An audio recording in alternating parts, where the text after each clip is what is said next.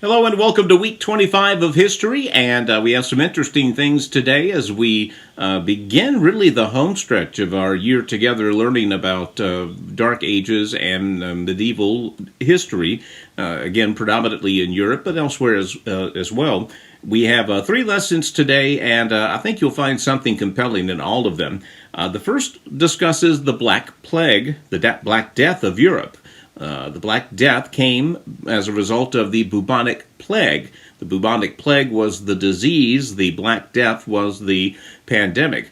Also, interesting to note, you guys are chronologically, anyway, the first group of students in over a century to study the Black Death in the immediate aftermath of your own pandemic. Again, COVID-19 is, still a threat, obviously, but nowhere near where it used to be. So we're pretty much on the backside of the pandemic portion of it, at least. And it'll be interesting to see how each of you reacts to what you learn about the Black Death with the knowledge, the very recent knowledge, of how we dealt with our own plague, COVID-19. Now, the raw numbers, there's really no comparison. The Black Death was deadlier on a per capita basis and on raw number basis. And so it's not a complete apples to apples comparison, but it was a very, very deadly and disruptive force and impacted society greatly. It was a form of bubonic plague, and it's basically a bacterial infection, and the person that got infected would have these glands would swell on them, some of them times as large as an egg in the armpit and the lower abdomen. Then the skin under that turned dark purple, giving it the appearance of a big black spot, and that was the reason they called it the Black Death. And it was usually pretty quick. If you got it, then within 5 days, I think, you were probably dead. It had an exceptionally high mortality rate.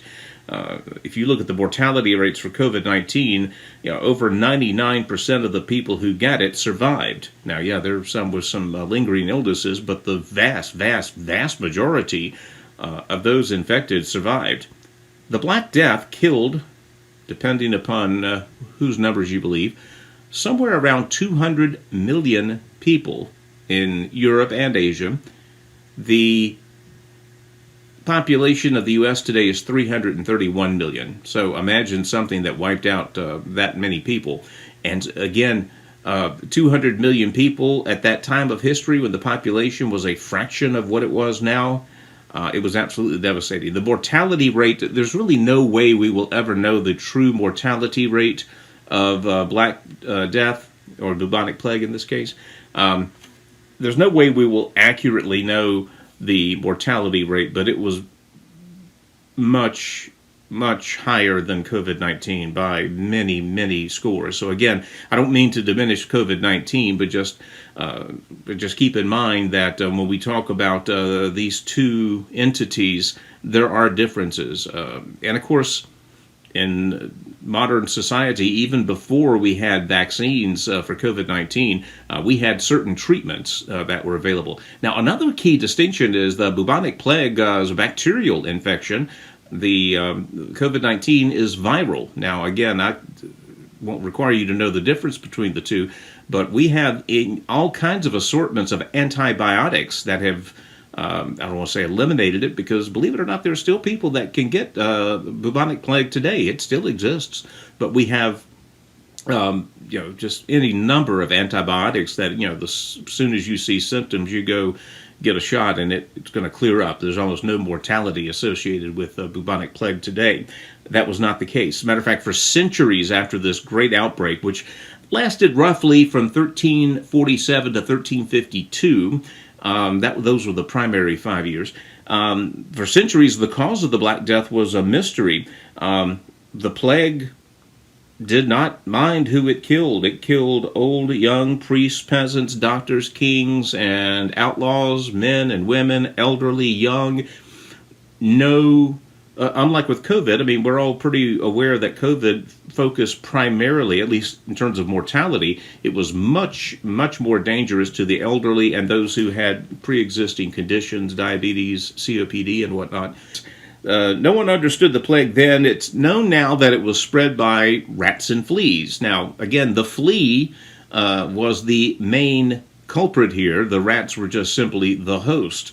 The flea takes the blood from the rat, and then at some point he bites a human, infects him with the bubonic plague bacterium, and goes on and goes on. Most of the people, I think I said 5 days earlier, your book says 3. It was about 3 days after you get it, you were going to pass. Now, again, when people are dropping like flies, no pun intended, people are going to panic. We saw a certain amount of panicking under COVID-19. You could imagine the Black Death produced more than a little bit of panic among Europeans. Some believed it was the wrath of God against the Crusaders. Others thought it was the fault of the Jews.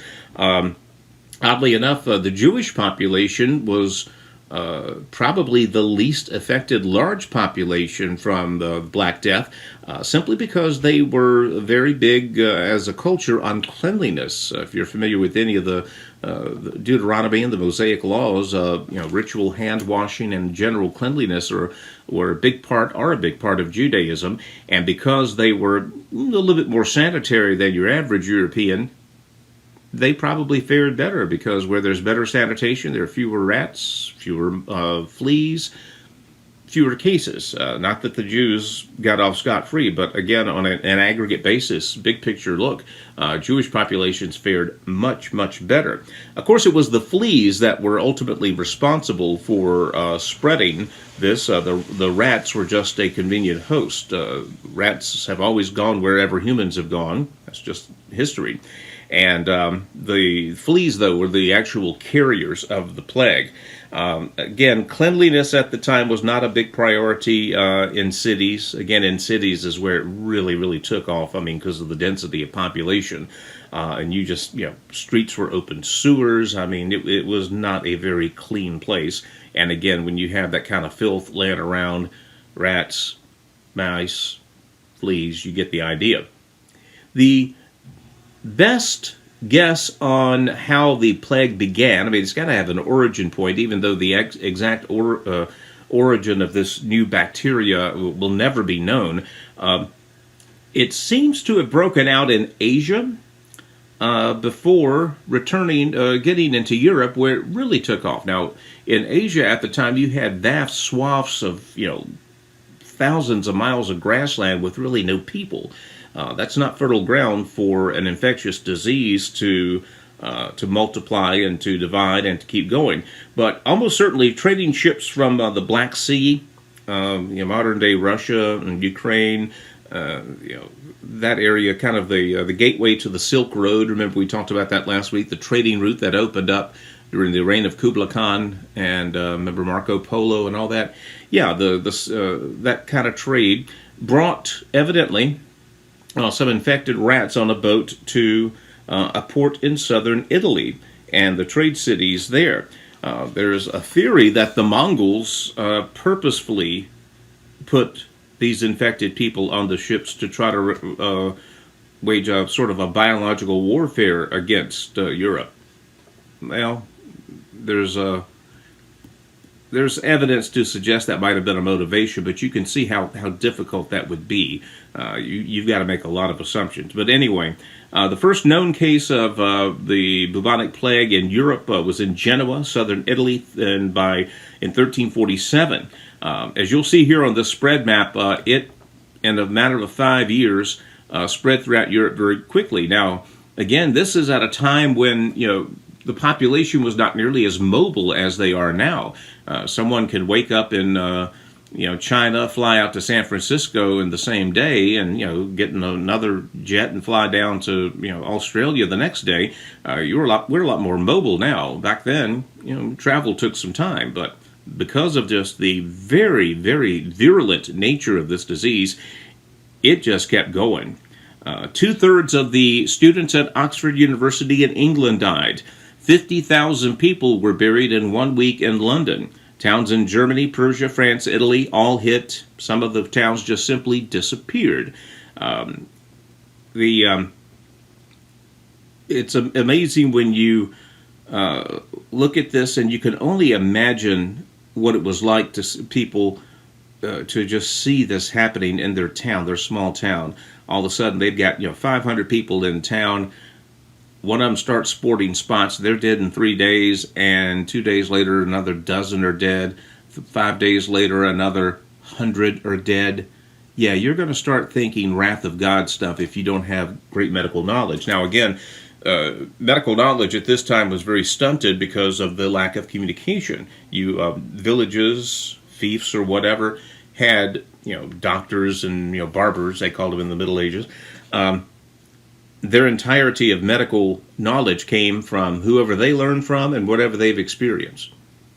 Nowadays, doctors converse with other doctors in an instant all across the globe. So if a doctor in Timbuktu says, hey, I tried this and it works, try this, okay. Within a month, every doctor on the planet has had access to this study, and that medical knowledge, collective knowledge, goes up. Had none of this during the Dark Ages. It was strong for 5 or 6 years. It was active for another 50 years. And like I say, it never really 100% went away. There were other plagues, bubonic plague outbreaks in Europe over the next couple of hundred years. The worst one was in the 17th century. And again, there was no solid knowledge of how this began in the first place. But again, treatments were a little better a couple of hundred years later, things like that. A couple of things it did to the society of Europe. One, it introduced the world to one of the scariest doctor's outfits you'll ever see, the plague doctor. The people who were specially trained to tend to the dead and the dying. They thought the disease was airborne, so they wore these odd-looking cloaks, hats, goggles, masks that resembled oversized bird beaks. They filled the beaks with sweet-smelling herbs and spices that the doctors hoped would ward off the plague. Of course, it did not protect the doctors. That's not going to prevent the flea from landing on you. But more importantly, it continued the dissolution, if you will, of the feudal system in Europe. That system where you had a fief, a local lord in the lands, and you paid the money to him, and then he in turn paid for the king. That very stratified society, it was already starting to break down because of the rising middle class, the craftsmen, the tradesmen, the masons, who did not need to be a member of a fief. They could make money on their own. And so as these middle class type professions go up, feudal system was on its way out. The Black Death really pushed it out the door very quickly. There were peasant revolts. The system of feudalism simply just did not stand it. It was growing weaker anyway, again, we mentioned the rise of the middle class and the fact that more and more Europeans were forming larger and larger governments. All of a sudden, these three fiefs joined forces to have a small nation state there. And as you get a little bit more centralized control, the feudal system does not work nearly as well. But again, keep this in mind again as we're still putting together the pieces from COVID-19. The Black Death was a cultural changing experience in Europe and beyond. And it is almost impossible to estimate the changes that it led to in terms of not just, I would love to say personal hygiene got immediately better. It didn't. They didn't connect those dots for a while, but it was absolutely devastating. All right, let's move on back to China, where when last we checked, Kublai Khan of the Mongol Empire was sitting on the throne of China and ruling the nation of China, much to the chagrin of the Chinese. They obviously were not thrilled about having the shots called by a Mongol leader, but the Mongolian Empire kept their power in China for a little bit more than a century. The kings after Kublai Khan proved to be very, very weak. It gave rise to a young monk, actually, who studied to be a monk, Hung Wu, who led an army eventually that toppled the Khans and got them on the other side of the Great Wall of China and established what was called the Ming Dynasty. And the Ming Dynasty lasted from the year 1368 to 1644. So as dynasties go, this was a fairly long one, almost 300 years. The former monk, now emperor, Hongwu, ruled like a dictator. He was a bad dude. He basically killed anyone who opposed him. He set up a strong system of centralized government, sometimes at the expense, quite often at the expense of those who might not have wanted a strong central government. Again, if you disagreed with him, you disappeared. Very simple. He did a couple of things in terms of management. It might seem like a small thing, but he set up a system. If you were going to work in his government, in his court, you had to pass a state exam. Not talking about an 8.5 by 11 sheet of paper that you answer yes or no questions. These tests lasted for 2 weeks, and they had to do with Chinese customs, with art, with literature. You had to be pretty darn smart to work in the Chinese government.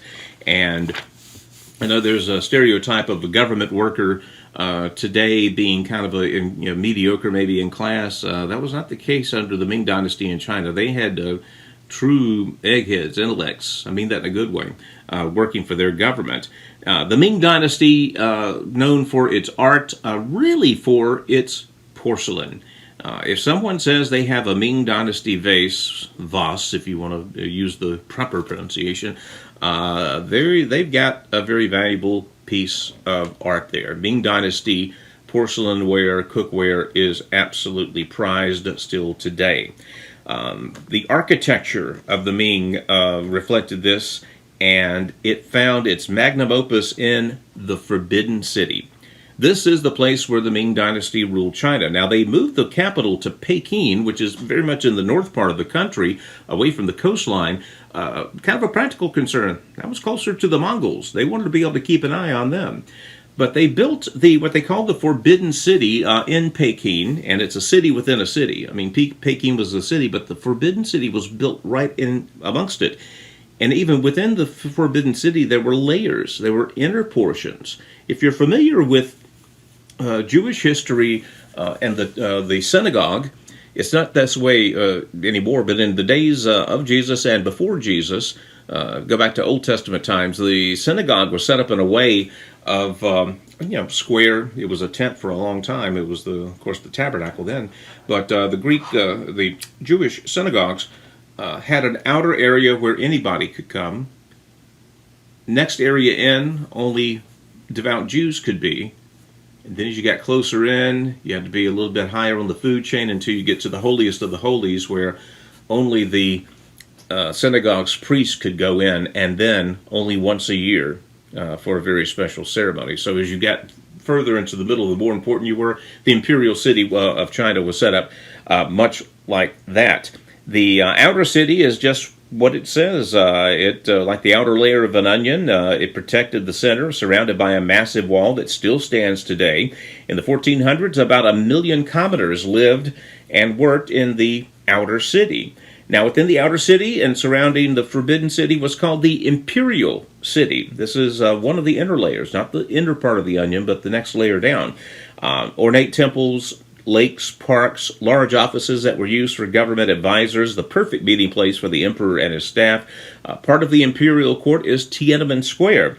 It is 100 acres, one of the largest squares in the world, and can hold up to 1 million people, all paved, everything. It's one of the largest meeting squares you'll find anywhere. And finally, within the great walls of this imperial city was the Forbidden City. The Forbidden City was a palace that was home to 24 emperors over the course of about 500 years. For security, it was completely surrounded by a deep moat and high walls. Forbidden City is one of the largest palace complexes in the world. It covers about 7.8 million square feet. Your house is probably 1,500 to 2,000 square feet, to give you some kind of perspective. They utilized the work, and this might be the most staggering thing to me. They utilized the work and talents of about 100,000 artists in designing this. I mean, there's not a pillar within the palace that does not have ornate designs on it. It is breathtaking. And when you think about 100,000 people being commissioned just for the artistic end of this, you get an idea of what an intimidating type of place you're in. It was home to some 70,000 rare trinkets and treasures, lapis elephants, pearls embedded into them. Again, the largest knick-knack collection in the world. But that's just what was there for the visible portion of it. Much of the beauty of Enchantment lies in the way this place was designed. Before the city was ever built, the designers planned it to match the four directions of the compass. So, north, south, east, west. It is perfectly lined up with magnetic north. All of the doors in the palace are to the south of every room. There is no north exit or entrance into any room or portion of the palace. Each gate and space was laid out to represent a vital organ of the body. Heart, liver, kidneys, lungs, and stomach, and they were all kind of thinking about the formation of the human body as they built this temple with these different organs to make it work. In Chinese mythological culture, the numbers 9 and 5 are considered mystical. Now, again, I don't know why. If you're a follower of Christianity, the numbers 7 and 12 have certain special meanings. Well, it's 9 and 5 in Chinese mythos. So the palace was built with 9,999 rooms. Not kidding you. I could go on and describe just the splendor of this place, but it's another one. You got to look at pictures to get there. It is a tourist attraction now, so our relations with ships with China notwithstanding, if you ever get there, it's a must stop, I would think. But as this was going on, as the Ming Dynasty was building this foreboding palace, they were adopting very much an isolationist policy from the West. Now, you'll recall what was so remarkable about Marco Polo's journey and Kublai Khan's invitation. Kublai Khan was very inviting. He encouraged people to come to China. Look at what we've got. This is a fantastic land here. He was big on tourism. The Ming Dynasty was not. They were quite the opposite. They were very insular. They basically closed off China to the rest of the world. Now, there were some practical reasons behind this. There were several stories of Portuguese traders, particularly along the coast of China, who would come to do business, but that business turned into barbaric treatment of the Chinese. They began pillaging villages, taking over small towns. Some Chinese were kidnapped and sold into slavery. As a result, the Chinese put a stop to all trading with outsiders. And even the famous Silk Road, the trading route, was shut down. China learned to be self-sufficient for a long time, and for a long time their development was very much independent of the rest of the world. Again, it used to be geography that set them apart from Western society. Now it was choice, and a lot of that mentality still exists today. Even Japan was a closed nation for many, many years. For centuries, no one outside of Japan knew what was really going on there. So you start to hear some of the historic trends coming back here. We'll wrap up by talking about a gentleman named John Wycliffe. He's called the Morning Star of the Reformation. Now, the Reformation, of course, is the Reformation of the Catholic Church. We'll talk about that a little later, a fellow named Martin Luther. But John Wycliffe is called the Morning Star because his work kind of set the stage for what would happen during the Protestant Reformation 200 years later. Evidently, Wycliffe was a very sharp student of theology. He had one flaw, according to the author. He didn't know when to shut up. He had opinions, and he shared his opinions. He had very strong opinions, not always popular opinions. And if you have unpopular opinions in this point of history, you were a target. He did not like the practices of the church. Now, we've heard some of these complaints before from some of the reformers, Francis of Assisi and Dominican. Saint Dominic. Instead of complaining and just complaining, they went ahead and started, religious orders to try to make the church more like what the church ought to be. Wycliffe was very specific in his criticism of the Catholic Church. He said their worship of Mary, or their adoration of Mary, had turned into worship. He said it became way too serious. And Mary, for all of her goodness, was still just a human. And we don't worship humans. We worship God. We worship Jesus, who, while fully human, was also fully divine. We're not going to get into theology here, but Wycliffe thought this canonization of the Virgin Mary was edging close into worship of the Virgin Mary, and he did not think it was proper at all. He thought the church had grown too wealthy, and again, church is not supposed to hoard wealth, but the medieval church most certainly did. He was concerned about something called indulgences, something that the church offered originally as a way to spend ostensibly a few less days in purgatory on your way to heaven, but what it became after that was almost like heaven insurance. If you give us a big fat check, or the equivalent, then we can literally write away your sins. That is bunk. We've talked about this in class before. That goes against everything that the Bible is about. You cannot earn your way into heaven. You cannot pay your way. You cannot bribe the doorman to get into heaven. You don't earn grace. You receive grace. It's there. And, of course, this is like a license to sin. You give in to temptation, big whoop-de-doo. I'll just cut the church a check and I'll be satisfied and they'll be satisfied and we'll just keep on going until the next time I get tempted and give in. So yeah, this is a pretty crappy practice. I mean, I'll call it like it is. That's another word I'd like to use, but I want to keep teaching you kids. It's bad. It was really, really bad. And that really bothered Wycliffe. He said the central part of these things happening was that the church was no longer following the Bible. And his opinion was if more people knew the breadth and the entirety of the Bible, they would be less likely to condone or put up with this kind of, just terrible, terrible theology. He said the Bible contained the truths that you need to eventually lead to your salvation. Again, the problem was the only available Bible was the Vulgate. It was all in Latin. And by this point, very, very few people outside of the scholarly class could read Latin. So, and of course, very few were available otherwise, even with that.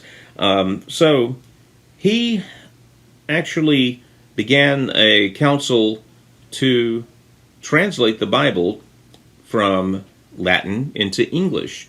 And again, it is a painstaking process. We've talked about some earlier efforts to translate the Bible. This one right here, the church did not like, number one, because he was doing it. He was not, not a popular figure at the Vatican. But number two, they were probably quite worried. They were worried that other people reading the Bible and seeing where these church practices don't match up with what I read in here, they were very concerned about that.